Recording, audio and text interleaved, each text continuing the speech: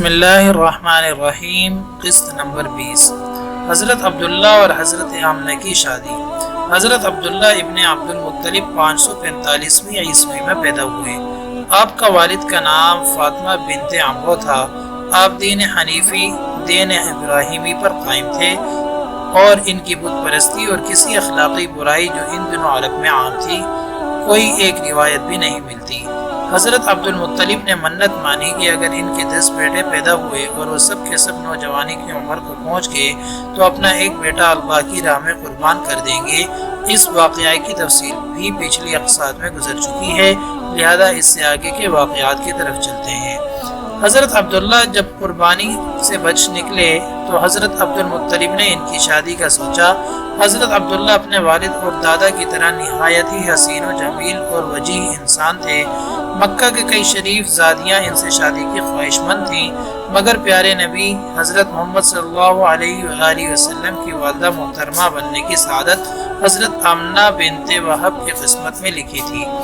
ان شریف زادیوں کی اس خواہش کے پیچھے صرف حضرت عبداللہ کی ظاہری شخصیت ہی وجہ نہ تھی، بلکہ ان کی اصل وجہ وہ نور نبوت تھا جو ان کی پیشانی میں چاند کی طرح چمکتا تھا۔ ان عورتوں میں ایک عورت حضرت خدیجہ رضی اللہ تعالیٰ عنہ کی چچا کی بیٹی اور مشہور ورقہ بن نوفل کی بہن ام قتال تھیں۔ ان کے بھائی ورقہ بن نوفل انجیل و سابقہ صحائف آسمانی کے علوم کے ماہر تھے اور اس کی وجہ سے ام قتال جانتی تھیں کہ حضرت عبداللہ کی پیشانی میں چمکنے والا نور نبوت ہے اور اسی لیے ان کی خواہش تھی کہ یہ نور ان کے وطن سے جنم لے۔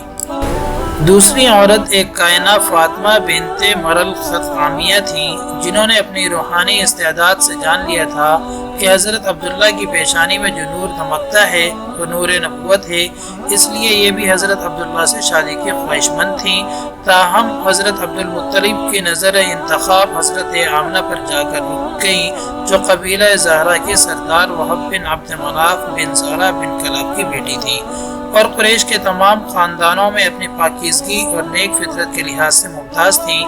اس وجہ سے وہ اپنے چچا وہیب بن عبد مناف بن زہرہ کے پاس مقیم تھی۔ حضرت عبداللہ وہیب کے پاس گئے اور حضرت عبداللہ کے لیے حضرت آمنہ کا رشتہ مانگا، جسے قبول کر لیا گیا اور یوں حضرت عبداللہ اور حضرت آمنہ رشتے ازدواج میں منسلک ہو گئے۔ اس موقع پر حضرت عبد المطلب نے بھی ان کائنہ کے کہنے پر وہیب بن عبد مناف کی بیٹی حالہ سے شادی کر لی، جن سے حضرت صفیہ رضی اللہ تعالی عنہ اور حضرت حمزہ رضی اللہ تعالی عنہ جیسی جری شیر پیدا ہوئے۔ حضرت حمزہ رضی اللہ تعالی عنہ آپ صلی اللہ علیہ وسلم کے چچا ہونے کے ساتھ ساتھ ماں کے رشتہ دار سے خالہ زاد بھائی بھی تھے، کیونکہ جناب حالہ اور حضرت آمنہ آپس میں چچا زاد بہنیں بھی تھیں۔ دوسری طرف جب اس شادی کا علم ام قتال اور فاطمہ بنت مرل خطعامیہ کو ہوا تو وہ بے حد رنجیدہ ہوئیں اور اس سعادت کو حاصل کرنے میں ناکامی پر رو پڑی۔ ان کا رونا واقعی میں حق بجانب تھا کہ نبی آخری الزمان صلی اللہ علیہ وآلہ وسلم کی والدہ ہونے کا اعزاز ساری دنیا کی قیمت سے بڑھ کر تھا اور یہ اعزاز اللہ نے حضرت آمنہ کے نصیب میں لکھ دیا تھا۔ جاری ہے۔